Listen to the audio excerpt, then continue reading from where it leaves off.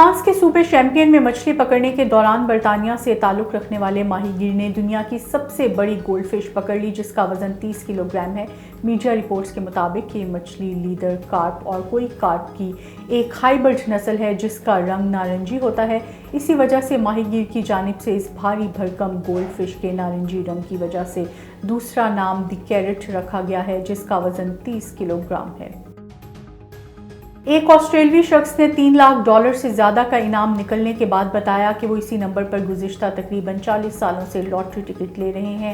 روہامپٹن، Queens land سے تعلق رکھنے والے شخص نے لاٹری انتظامیہ کو بتایا کہ انہوں نے 30 مئی کو ہونے والے گولڈ لوٹو کے لیے وہی نمبر لیا تھا جسے وہ کئی دہائیوں سے لے رہے تھے۔ انہوں نے بتایا، میں اس پل کا کئی سالوں سے انتظار کر رہا تھا کہ میں انہی نمبروں کے ساتھ گزشتہ 40 سالوں سے اندراج کر رہا ہوں۔